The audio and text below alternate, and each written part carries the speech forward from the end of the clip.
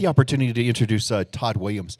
A couple years ago, we were at another venue, and when we were at this other venue, we were actually stuffing all those little swag bags, sitting around, just kind of putting all these bags together.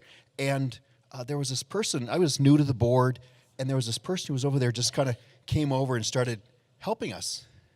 And I found out later that it was actually Todd Williams, who was actually one of our speakers. He just kind of came in and did it. And so I've got to know Todd through a couple of different venues, and just by sitting and visiting with him sometimes, I've just really enjoyed the opportunity. I got to know him. He's very passionate, very caring, just an amazing person to be associated with in this amazing planet of ours. The one thing I admire about Todd is he has just an amazing caring nature for his family as well as for other people. That's on the personal side that I've been able to get to know Todd. On the professional side here, let me talk a little bit about what he's done here. He's 30 years of experience. He's helped companies turn their vision into value and executing initiatives successfully. I actually teach at a local university, and I teach a strategy class. I actually use some of his material in my class. I love his perspective. Following his mantra, strategy, people, process, and then technology, specialized in finding and filling the gaps of execution, rescuing projects, and helping organizations build infrastructure. He has international experience. He's a published author. His one book, Filling Execution Gaps, is a fantastic book, and Rescuing the Problem Project. He recently has been doing this really nice blogging service that he's done out there, and I've enjoyed following him along on some of the things he's done on leadership. He is a published author in many magazines, such as CNN Money, CIO, ZDNet, et cetera, et cetera. He is internationally acclaimed speaker. He does over 30 presentations and workshops throughout the United States. So ladies and gentlemen, let's give him a nice Utah welcome to my good friend, Todd Williams.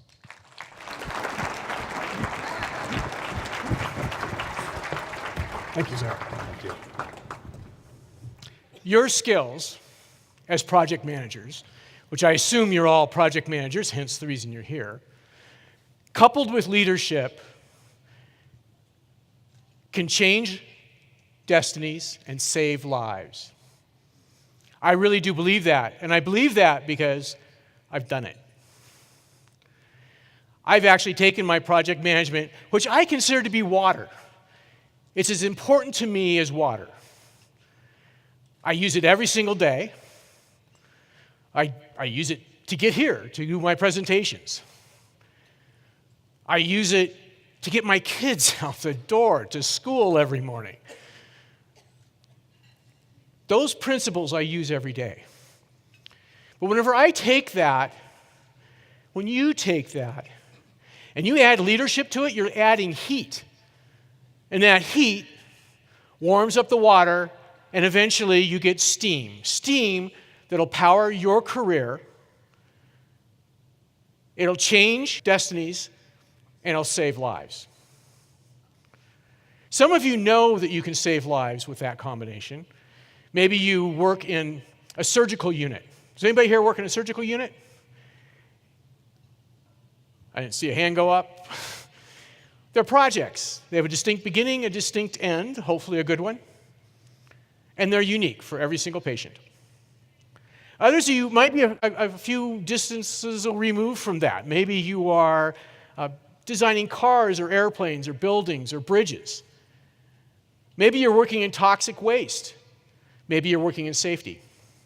And what you're really doing is not directly saving lives and changing destinies. You're trying to make it so the destinies of people don't change.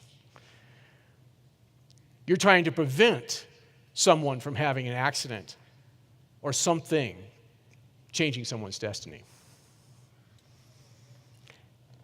When you take that leadership component and you bolt it in with project management, that's what you're going to do. I want to see an honest stand of people who think they're leaders. And I don't want to see like two people stand up. How many of you guys out there think you're leaders? Stand up, please. Good. I'm glad to see that. I was afraid there was going to be just a few people standing up. How many of you are parents? Stand up. As parents, you're leaders. And every day you exercise project management just like I said. You've got to get your kids out the door and on the bus to school, right? A different project every day. 150 days a year, 150 projects. Sit down. Thank you very much. It's a challenge, and you put those two things together, you'll actually make it work.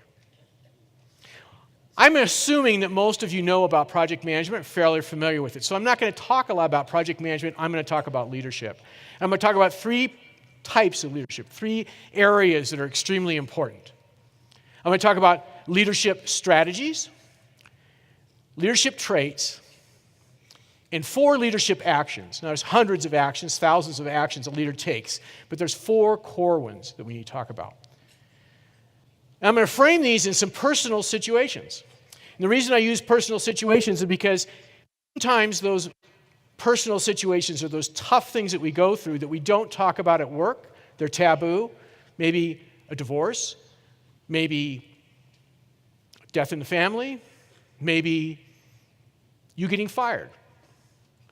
Those passages that you go through shape you as a leader. And if you can use those properly and learn from them, you become a much better leader. So I'm going to use personal stories that I would never tell at work. But let's start with leadership and some basics.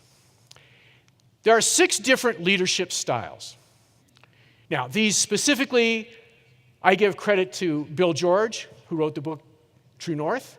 He was also the CEO of Medtronic for a number of years. But these are used by a number of people. There's directive, expert, consensus, engaging, coaching, and affiliative strategies. And the best way for me to explain these is to tell you a story, a hypothetical story you might be able to relate to. I'll put it in as many terms as I can to get close to you. Let's assume that you're driving to work. You're driving down Interstate 15, and you're going the speed limit. Now, I drive down here every time I come down here, so I know your speed limit very well on Interstate 15. It's somewhere between 50 and 85. At any given moment, the people around you can be going anywhere in between those speeds, and you just have to figure out where you need to be to keep from merging with someone else. I can't be too far off from the laughter in the crowd. You're driving down the road, it's as packed as it always is, and somebody, some bonehead, because it surely wouldn't be you, does something stupid. It's probably that guy going 50, pulls in front of the guy going 85, and slam. They come together. Then another car, then another car. Before too long, there's 6 cars. You are trying to avoid this. You're slamming on the brakes, you're steering this way and that, and you come to a stop, you look in your rearview mirror and hope that no one's about ready to rear-end you, and everything looks safe. You get out of your car, right in front of you is that lead car. It's upside down. You go to it, and the guy's hanging there upside down. He's semi-conscious. He says he's okay, but you smell gasoline. And then you hear a call for help. And it's the car right next to him, and you go over to that car, and that person, that lady, has a huge gash in her arm, and she's bleeding. You rip off your jacket, you wrap it around her arm, and tie it just in time to hear someone else screaming for help, and you go over to the next car. On the way there, someone runs up, another driver, another person just like you. And you look at that person, and you say, call 911 now, we need ambulances. Someone else comes up to you, and you look at them and you say, this person over here in this car, they're bleeding. Would you please go check and make sure that what I put on them is okay? Maybe you work at a couple of different cars, and you walk up to them, but as people come up, you start marshaling them out. You're being, what's in the lower corner down here, you're being very directive. Are you a leader? Does everyone say yes? Of course you're a leader. You're leading the situation. Directive, though, is what we quite often think of as what managers do, right? Micromanagers telling you what to do. Do this, do that. But that's what I'm doing in this situation, or you're doing in this situation, is you're telling people what to do. That doesn't mean you're not a leader. That just means you're using a strategy that's important. If you notice, down in that lower left-hand corner, the axis, it's immediate and it's authoritarian. You're in a situation where you need immediacy. You don't go up to people and say, okay, everybody in favor of calling 911, thumbs up, please. That doesn't quite work, right? Before too long, it's maybe 5 minutes, it may feel like an hour, a first responder comes up. You tell the first responder what's going on around you. You don't tell the first responder what to do because you're not a first responder. You let the expert take care of that, and you drift out of this directive mode up to the next where you're an expert, and you're surrounding yourself with experts as more and more first responders come up.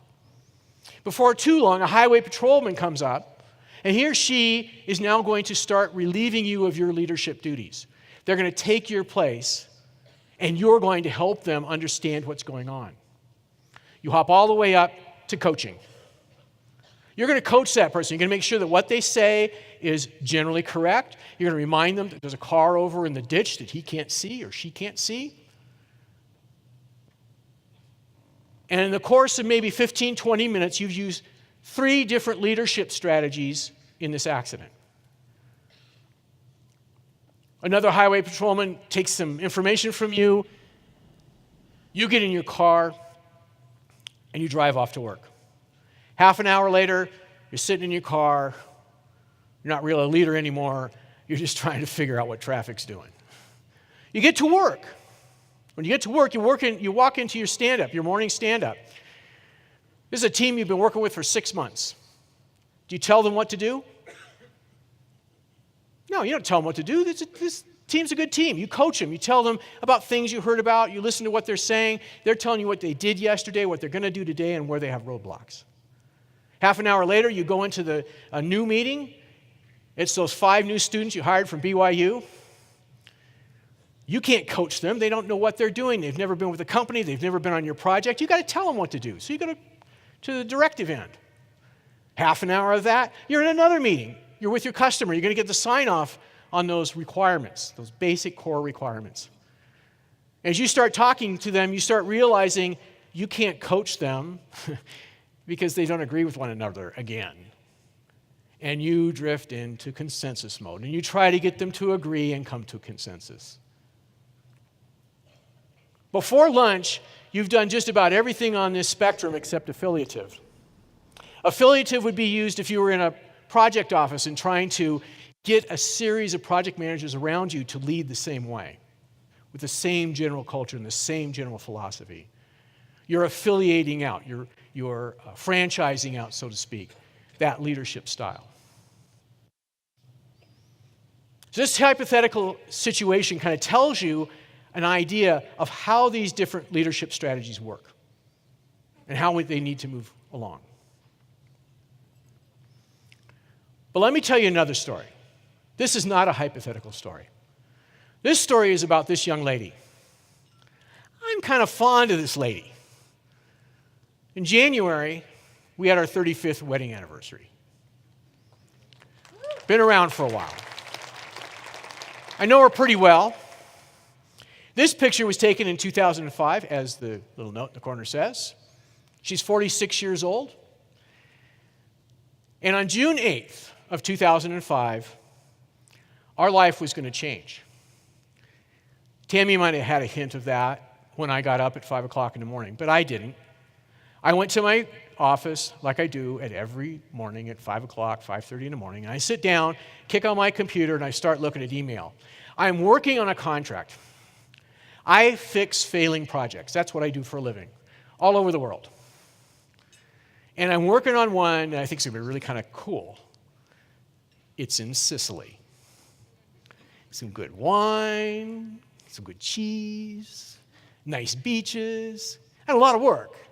But man, this beats the devil out of some of the places I've been. But I want one clause in the contract that I normally don't ask for, and this is an emergency go-home clause, because Tammy hasn't been feeling well for the last 3-4 weeks. And I'm getting really kind of nervous. I have some ideas of what's going on, but she's too young for that. She's only 46, and I'm kind of in denial, but I still want this clause. And this clause is that I can get home at any time. If one of my family goes in the hospital, I can get on the next airplane home. I don't care if it's coach, business, or first class. It will be the next flight. And it's when I say that first class thing that the client's kind of balking about the whole thing. Well, you know how much that's going to cost? That's the price of doing business. So I'm reading these emails of their latest offer, and my wife walks into my office. She walks up to my desk, says, "Morning, hon." She's all kind of over, and she goes, "My shoulder, that pain in my shoulder's back. I don't know what it is, and I'm tired. And I'm tired of being tired. In fact, now, last night, I'm walking into the kitchen, and I lose my breath. I'm short of breath. And I listen to these symptoms, and I'm not a doctor, but I listen to the symptoms, and she's only 46. Never mind. Can't be that. And I'm thinking, what do I tell her next? I could say, "Well, hon, maybe you should go to the doctor." How would that work for you guys? Your significant other, you suggest they go to the doctor for a set of symptoms. Does that work well for you? See a couple of people shaking their head no. I've done this before. I know that isn't going to work, so I'm trying to figure out some other way, and then she delivered the next line. I think at 8 o'clock, when the doctor's office opens up, I'm going to call up and make an appointment. And I'm, whoa, really? And I'm now looking at her instead of looking at my monitor. And then she says, "Will you go with me?" And at this point, I know it's serious. I said, "Yeah, I'll go with you. No problem." So I get off, away from my desk, and I realize I've got another project I got to do this morning, get my kids to the bus. I have 2 kids, 16 and 18 years old, highly responsible, like every other 16 and 18-year-old kid in this world. And they need a little bit of help from Dad just getting out of bed. Right, so I get them, and I just take over that, and I get them all ready, make sure they have breakfast. "Dad, I want to eat breakfast, Dad." All that stuff. And get them out the door, and about that time, Tammy comes to me and says, "We have an appointment at 11:30. I said, "Okay, sounds good." I got an idea. You're kind of uptight. Let's do something and relax. We'll go out to breakfast, and we'll just go out to breakfast beforehand. And then when we're done with breakfast, we'll go to the doctor's office and see how things are going. Okay. So go down and take a shower. So she goes downstairs, she takes a shower, she's gone for a while, she comes back upstairs. She's got a towel wrapped around her, she's soaking wet. And she's crying. And I said, "What's wrong?" She goes, "I can't pick up my toothbrush. I'm trying to pick up my toothbrush with my left hand, and it won't move. I can't get my hand to grab the toothbrush." And I think this is rather odd. And I said, "Well, go down, dry off, and we'll take off." "Dry off? What do you mean dry off? I haven't even had my shower yet." "But you're soaking wet." "Well, I'm just sweating. I'm pouring sweat. I don't know what's going on, and my shoulder hurts, and I've been eating Tums all night long, and I'm indigestion." And then she says a bunch of other stuff, and I don't hear it. My mind has gone off on another tangent. Left shoulder pain, tired, shortness of breath, profuse sweating, and nausea. The hand doesn't work, okay? What do those symptoms mean to you? Anybody? There's signs of a heart attack, but my wife's only 46 years old, doesn't fit in with the hand, right? It can't be. That doesn't happen to me. That doesn't happen to you, does it? Right? It couldn't happen to you. But I tell her to go back down, take your shower, and we'll leave. I call the doctor's office. And I say, "Hey, Tammy's got an appointment at 11:30, but we're going to be there at 9:15, and you're going to see her." I run through the symptoms. "Mr. Williams, you can't tell us when you're going to be here to see us. We have appointment slots." "I understand that. We'll be there at 9:15. We expect to be seen." Tammy gets done with her shower, get in the car, we go down there. We show up at exactly 9:15. After all, I am a project manager. We had a schedule we had to keep. We were there at 9:15. To my amazement, once we checked in, they actually took us back to a room. And I thought, wow, hey, this is pretty cool. Maybe that's all I have to do next time I need to see the doctor. just tell them when I'm going to show up. Be kind of cocky, you know?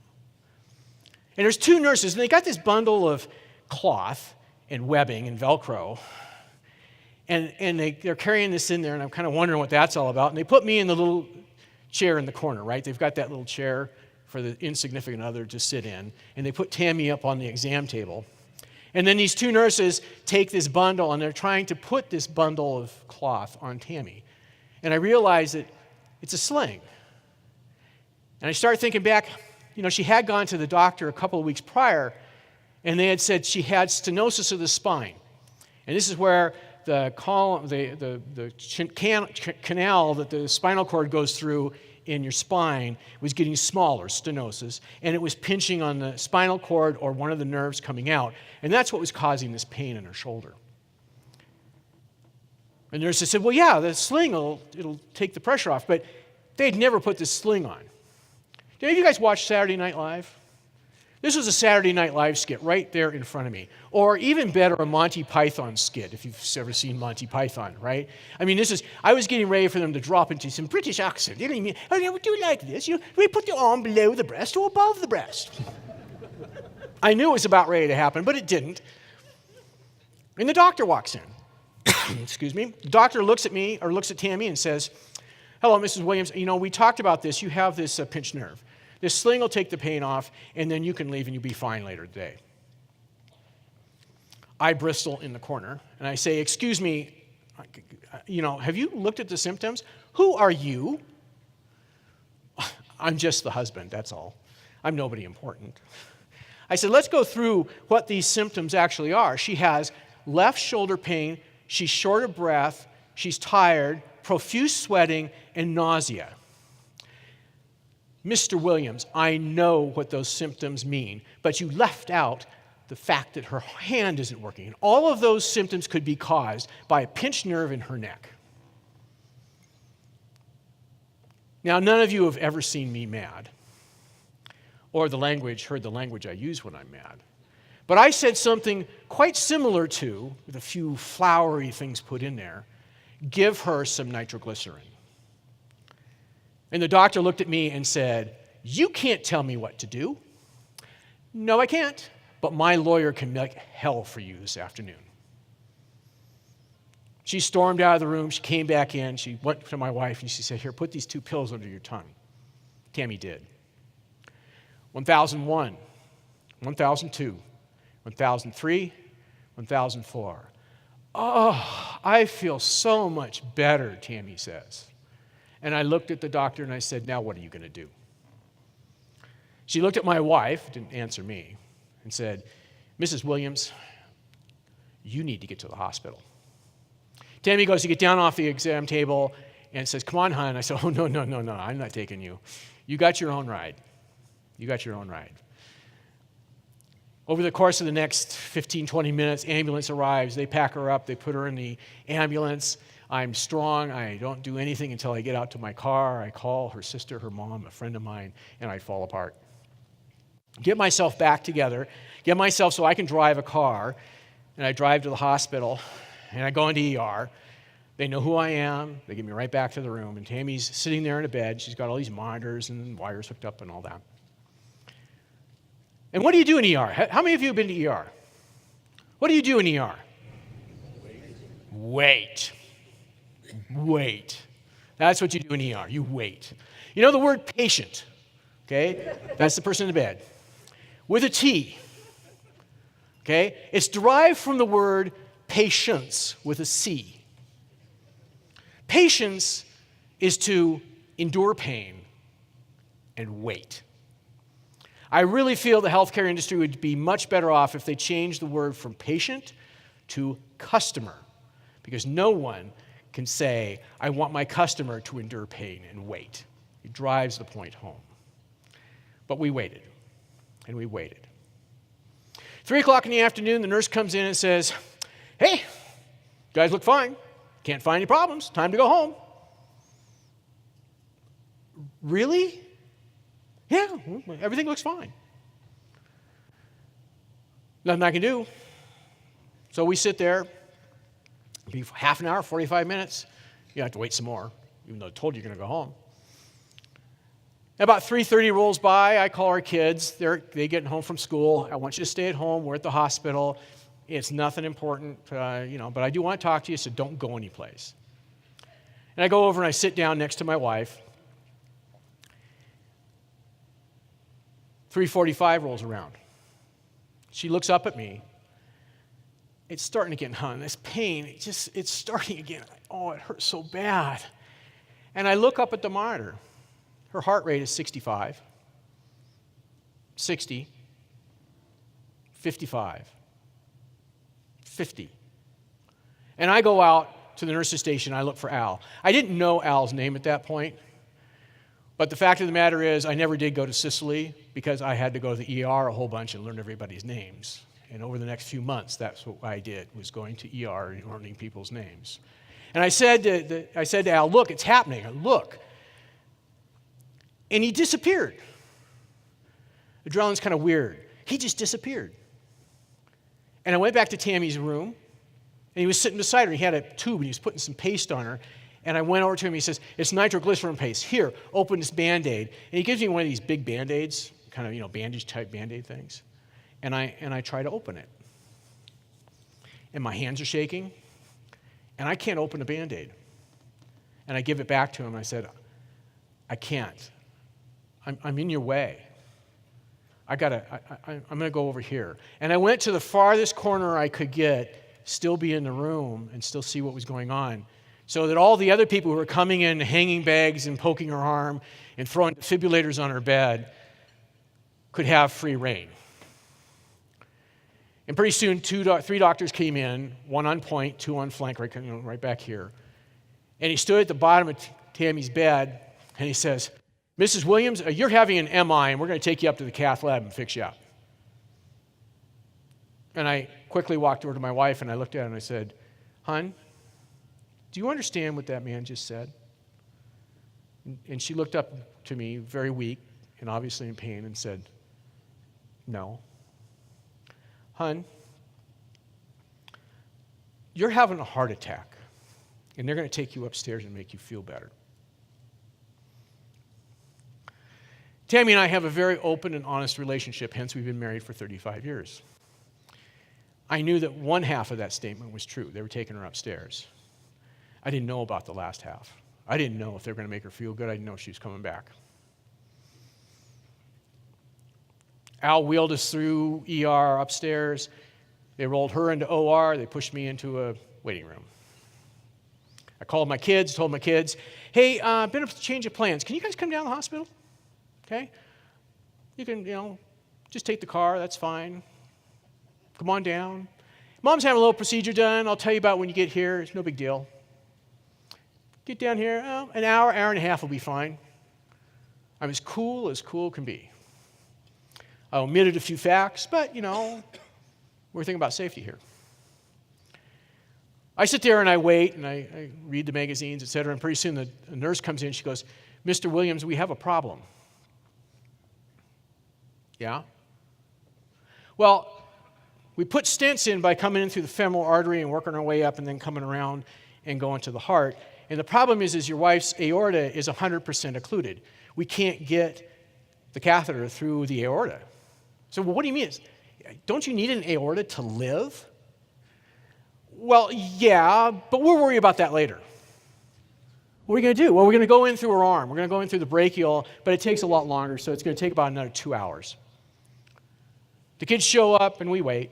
And finally, at 9 o'clock that night, we end up going up to CCU, the cardiac care unit. Tammy's lying there in the bed, and there's this massive machines and tubes and IV bags and everything else sitting on the right-hand side. And she's sitting there in bed, lying there in bed. If any of you have seen somebody when they come fairly fresh out of surgery, they don't look like themselves. They kind of look like this liquid that's been poured into a bed that kind of forms to the sheets, right? They're just this blob. And I walk up to Tammy's left side, and I grab her hand, and I say, hon, it's me. You're okay. And she squeezed my hand. With this hand that she could not 12 hours ago pick up a toothbrush, she's squeezing my hand. And I think, how did that happen? I tell the doctors, and the doctors say, that doesn't happen. That's a coincidence. There's nothing that we did that could have possibly made that happen. We'll worry about it later. I'm getting a little annoyed by that line. A couple days later, we get out of the hospital, we go home, and over that 48 hours or so, Tammy's condition degrades. Finally, by Sunday morning, she can't use her left hand at all, and she can't walk. She's too dizzy. But she's not going back to the doctor. Finally, I get the neighbor to come up. The neighbor talks to her and helps me convince her to go back to the doctor. We go to the doctor, into the hospital. They pretty much immediately check her in. I tell the doctors about this left hand thing, about what's going on. Mr. Williams, that can't happen. Nothing we did could make that happen. And I get more and more frustrated. About 7 o'clock that night, I go home. I walk in, my kids are there, they want an update. I said, okay, well, kids, your dad does one thing pretty well. I can fix a failing project pretty well. And we've got a failing project here, and it is not going to fail, not on my watch. I need a team. I need a plan.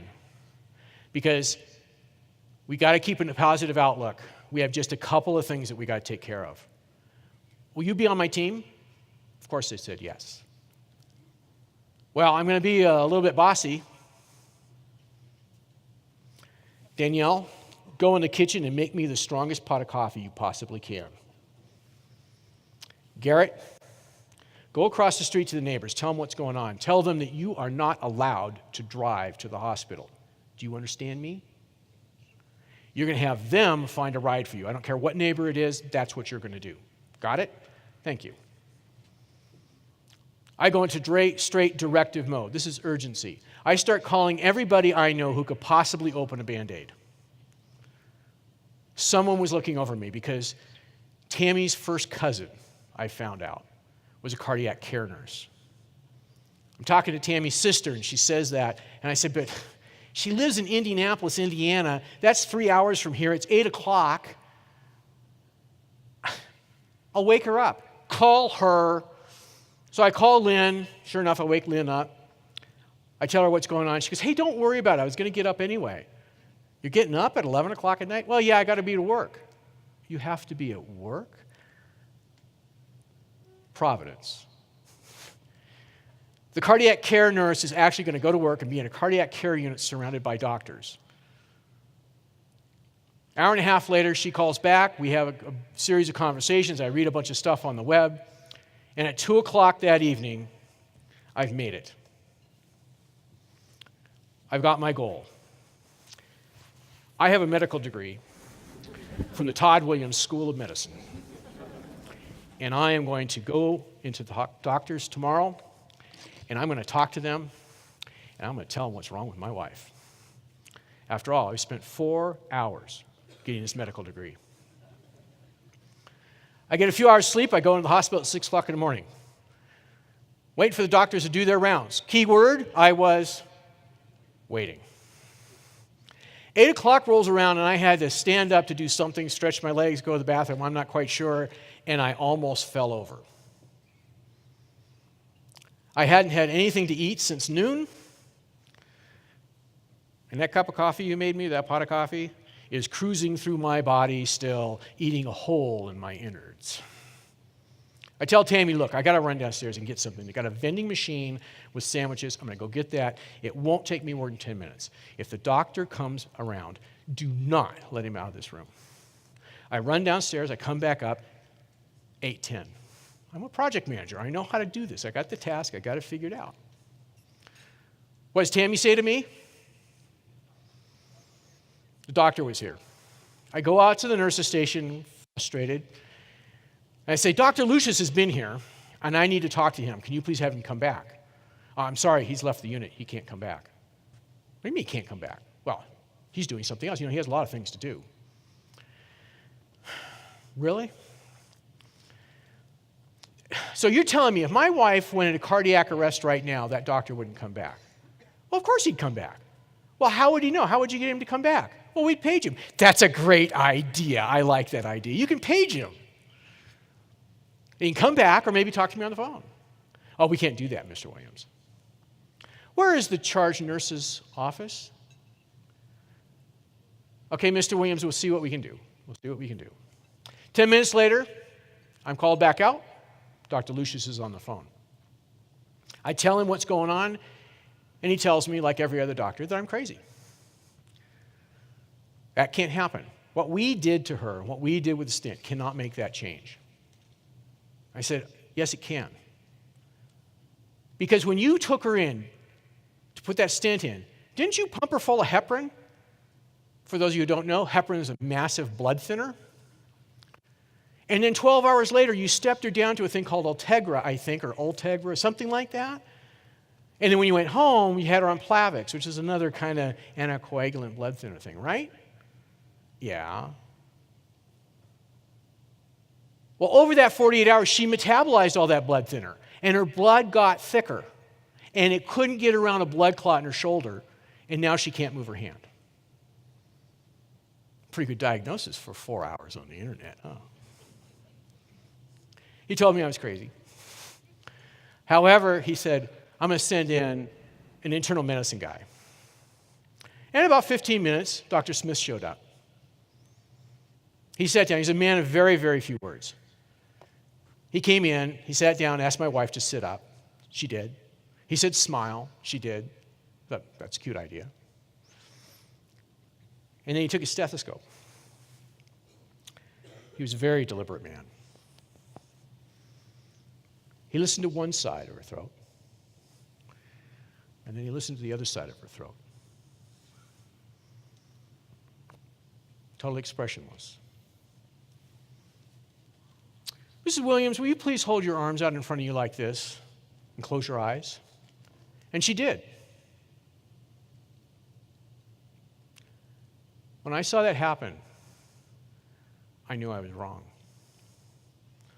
Who in this room knows what that means? Every one of you should know what it means. My wife didn't have a blood clot in her shoulder. She had a blood clot in her brain. My wife had had a stroke. If you speak in what they call word salad, if you can't smile and your smile's uneven, if you can't hold your arms up like that with your eyes closed, you've had a stroke. Get to the hospital. Remember that. Dr. Lucius came into our room that night, said hi to my wife, and he looked at me and said, Mr. Williams, what do you do?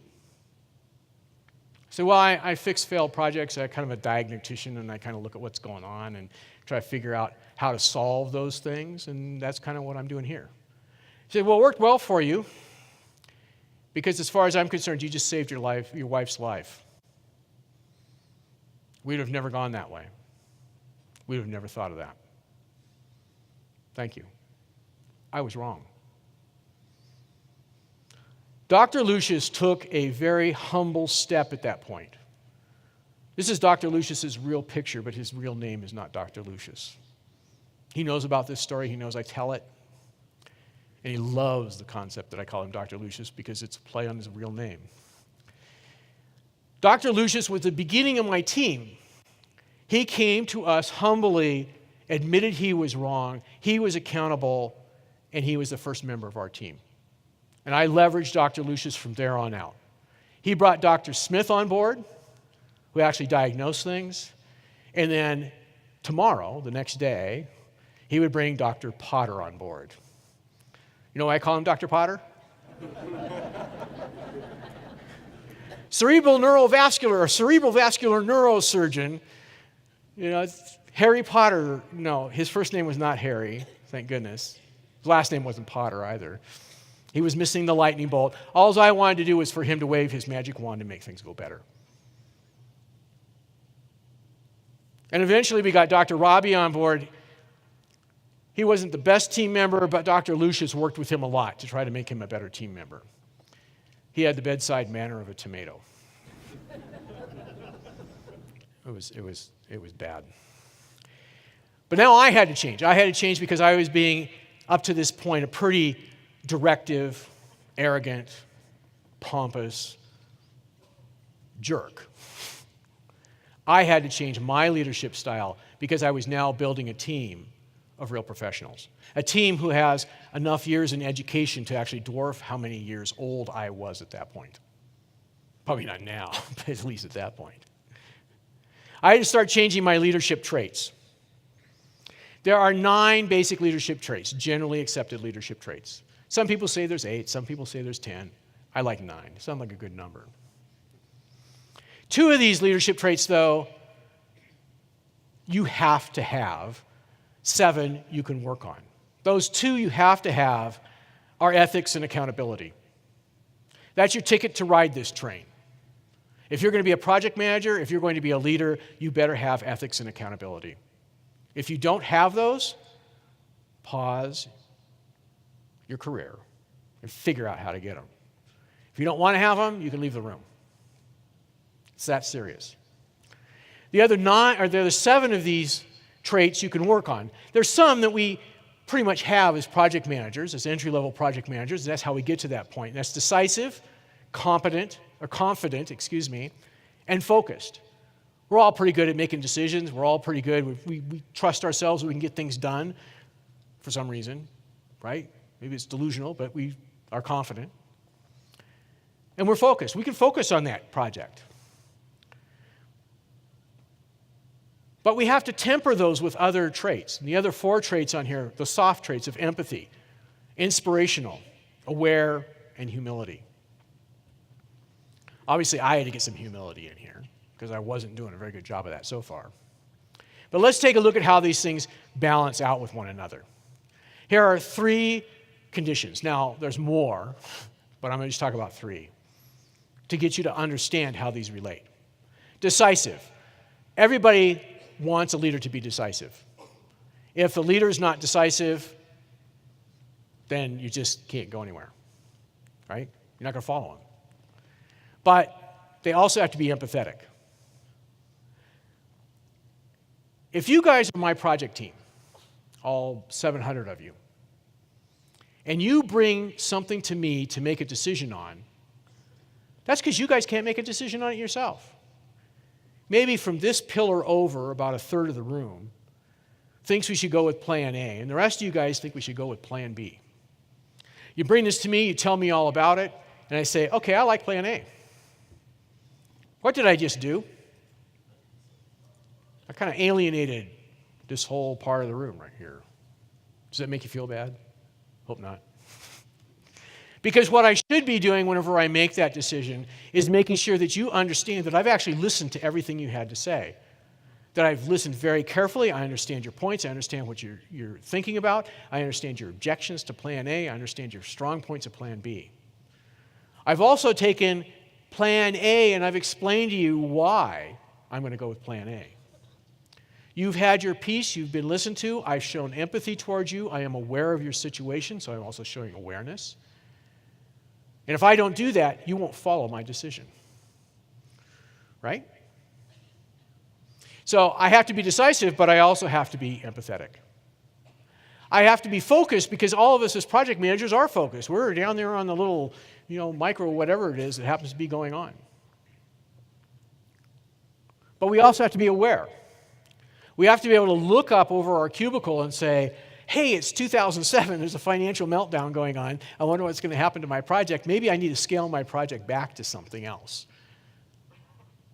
We need to be aware of what's going on everywhere. I need to be aware of the fact that, believe it or not, there were other people in that hospital that were in worse conditions than Tammy. Believe it or not, Tammy was not these doctors' only patient. We had to kind of work through that whole thing. I had to be aware. I had to move things forward that way. And I had to be confident. The doctors had to be confident and humble. I was confident. Tammy had a blood clot in her shoulder. I was wrong. But I was confident. That got me to where I needed to be here. I had to bring on some humility. If I didn't do that, we were going to lose. And that's what we did. We didn't just work with that with me changing my leadership strategies and styles and traits. We did that with the doctors. We helped them move forward. Dr. Robbie, as I said, had the bedside manner of a tomato. We worked with him to just be a little bit nicer, a little bit better, especially around the patient, Tammy. This is a picture of Tammy. You can still see the bandage on her left hand or right hand arm where they actually did the catheter. Starting to make that recovery, actually smiling.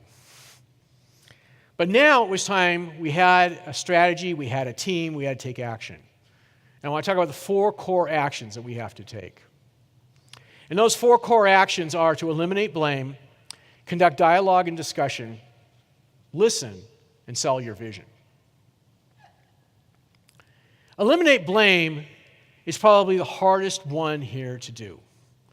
Put yourself in Tammy's position. She had her PCP, her primary care physician, misdiagnose her, and she had had a stroke over 2 weeks prior, and they did nothing about it.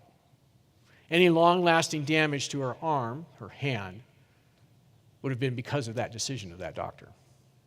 Tammy wanted to blame, and I said, Tammy, we can't do that. We can't blame, because if we get into blame, we'll destroy our team, because our team has made mistakes. Dr. Lucius wasn't listening either, and right now he's our biggest advocate. If he thinks we're going to blame him for something, we lose him. We can't blame him. For the next couple of months, I won that argument, and finally Tammy just got upset, and she filed a complaint against her prior PCP. The next doctor's visit we had with her new PCP, he said, and I quote, "I don't know if I really want to be your doctor." I said, see, Tammy, that's what happens. We got to keep blame out of this. But we're still in the hospital. We got to get people going. We got to make decisions. One decision we had to make was, do we do an MRI?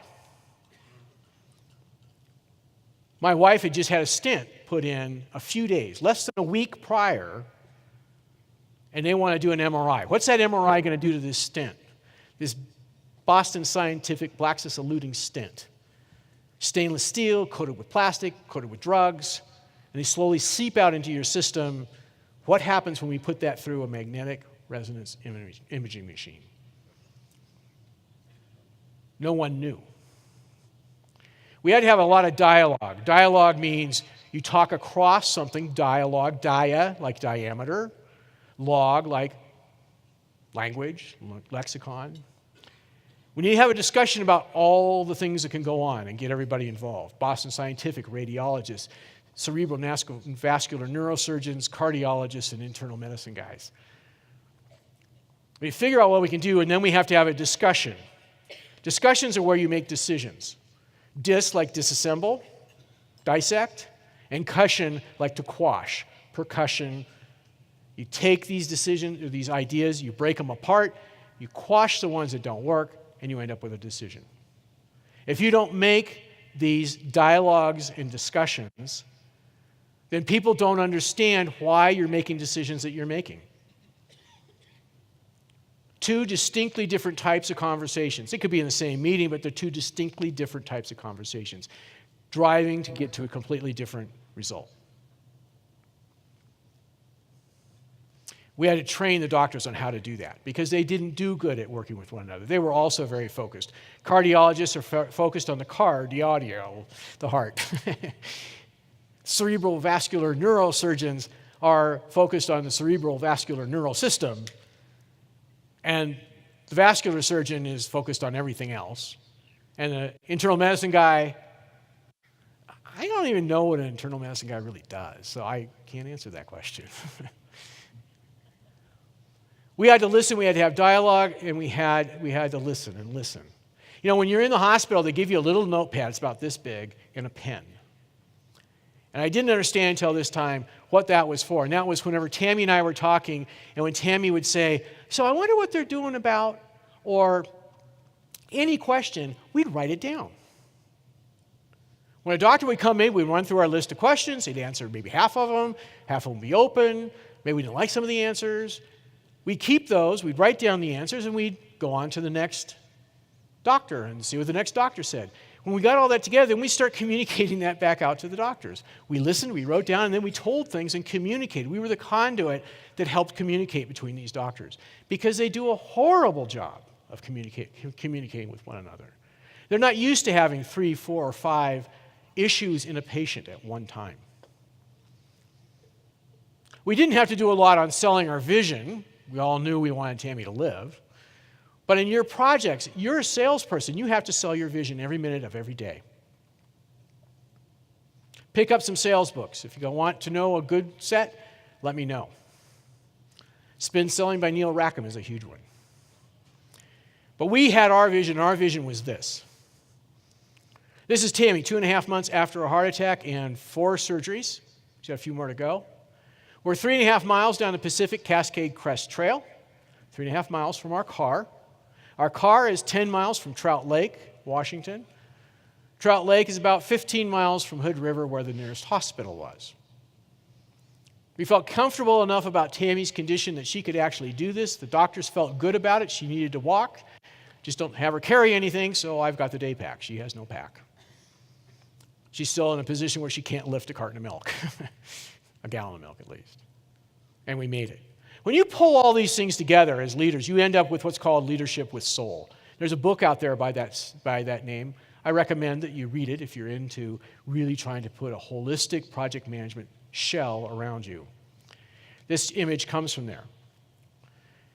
It talks about creating love inside your team. Maybe for those of you who don't like that word, you might think compassion. You really know your team. You really know who they are. You understand what's going on in their home life. You understand the things that can go wrong because things go wrong. Things go right. You know how to leverage them. You know how they can leverage you. You know how to volunteer. You know how everything works with them. There's authoring. Authorship. And in authorship, that means that each person takes care of their own little niche. We had that. We had these surgeons who were very specific and do everything. But we had to get them to work together because once they started to understand that they could be an author of something and grab something from somebody else, it would actually improve what they were putting together. Surgeries would work better. Diagnoses would work better. Power. I had no power walking into this. And by about the 4th or 5th day, I had a huge amount of power. I could talk to doctors. I could talk to them in their language. I studied and studied and studied every single night. But it also gave the doctors more power because they started learning how to leverage one another. And they started realizing that when you put 1 and 1 and 1 together in power, you get like 6. I was finally at a point where I didn't have to play doctor anymore. My job now was just to be a project manager and move this along. Be a husband and be a father. 15 years later, this was a few years ago, that's Tammy and Candy. We're in London. You can see the double-decker bus in the background. Okay, that's kind of the proof. Does she look like she's had a heart attack and a stroke? No. Nearly a full recovery. The only time you can tell Tammy's had a stroke is sometimes when she picks up a glass of water with her left hand. That's about it. This isn't the only time I've used this. I've used it a number of times. I used it when my 23-year-old son died. I had to fight with the medical examiners to find out the cause of death. I had to work with my family to bring my family back together. It was rough. I used it with this little girl. Isn't she pretty? She's about 3 days old, 4.5 pounds, or 5.5 pounds. She was born. In this picture, she's getting closer to 4.5 pounds. Okay? You see, she's got that little NG tube in there because she had a problem. Project managers will love this, right? Because the first thing you do in life is you have to have a process to follow, right? Project managers, that's what we do. And I counseled her on this process, and she wouldn't listen. Look, honey, it's suck, swallow, breathe. And she would suck, and then she would breathe, and then the milk would go everywhere, right? Well, since she didn't have that reflex the way it was supposed to be, we had to do a little bit of stomach feeding, okay? But the reason she didn't have that reflex was something else. She was 6 weeks premature, yes, but she was also addicted to oxycodone. Yeah, my daughter's a drug addict. We thought she'd gone through rehab, we thought she was clean, but whenever she was about 5 months along, she had kidney stones, and the doctor took her drug of choice and put her on it to kill the pain. So Kennedy was born addicted. 3 days after this picture was taken, the Department of Social Health Services, state of Washington, took the baby away and put it into foster care. We were not eligible to be foster care parents because my daughter and her boyfriend lived with us. We were culpable. We were just as guilty as she was. That's painful. We went home that day and I said, come on, Danielle, we need to talk about this. Danielle's my daughter. I said, we got to talk about this. We got to put together a plan. We need a team. We got some problems we got to work through. They're small. We can get through these. She told me to go pound sand. After a few days, I put some stuff together. She started looking at it and she says, okay. And she tried to help out. And we put together a plan. 6 weeks later, we went to court. Commissioner Stonke listened to all the evidence, and he gave Kennedy back to the parents because they were living in our house. Tammy and I got to be policemen. The team faltered at that point, started to get a little bit weak point. What actually happened at that point was Zach got drunk. A week later, that same Commissioner Stonke looked over his bench and said, Mr. Williams, are you and Mrs. Williams willing and capable of taking care of this child? And with a yes, we were parents again, foster parents. And we took care of Kennedy. For 3.5 years, we took care of Kennedy. We battled with the Department of Social Health Services, with CPS, with CASA, the Court of Appointed Special Advocates, with the courts themselves, and with the Cherokee Nation. Because that little girl right there is a card-carrying Cherokee. One of the problems is I'm not Cherokee, neither is my wife. And if any of you are familiar with the Indian Child Welfare Act and how the Native Americans work, they don't take kindly to a non-Native American taking care of one of their tribe members. But we had a lot of dialogue. We had some discussions. We listened. We had visions and another vision, and we needed another vision. 3.5 years later, the social worker at the Cherokee Nation in Toledo, Oklahoma, called the social worker from the Department of Social Health Services in the state of Washington, Vancouver, and said, we've made up our mind. We want Mr. and Mrs. Williams to adopt this baby. And we adopted Kennedy. Kennedy's now in 3rd grade. She reads at a 5th grade level, 180 words a minute, 95% comprehension rate. Math, that's another story. Struggles with math. How many of you struggle with math? She does too.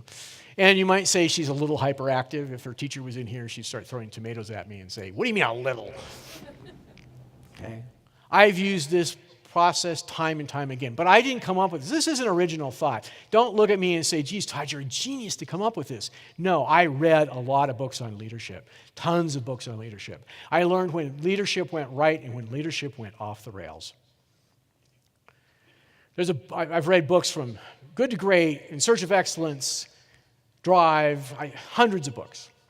One sticks out, Good to Great. In Good to Great, they compare various companies. 2 of those companies, they compare Walgreens and Eckert's. Walgreens excelled where Eckert's didn't. That's because Cork Walgreen built a leadership team around him focused on leadership. He didn't care if they knew pharmacy. He didn't care if they knew retail. He wanted leaders. Jack Eckert didn't do that. He was the genius that ran the place. When they left, you could see the difference. Walgreens continued.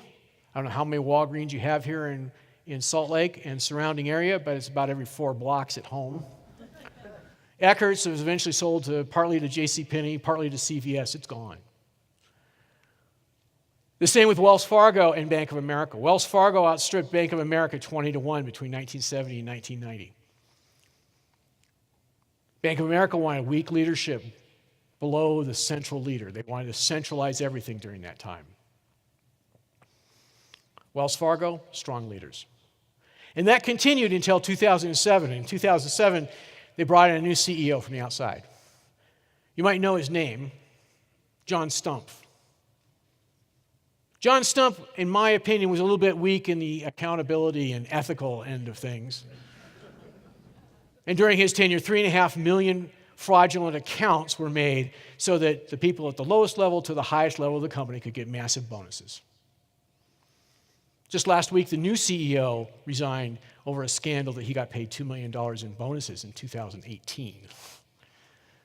They're still struggling with this bit as they change the leadership style.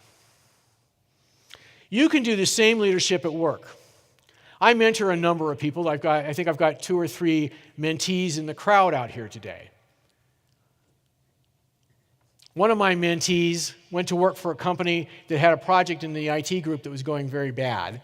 They walked in, they looked at it, and they said, whoa, after a day, there's this huge division between the business and the IT, more than normal.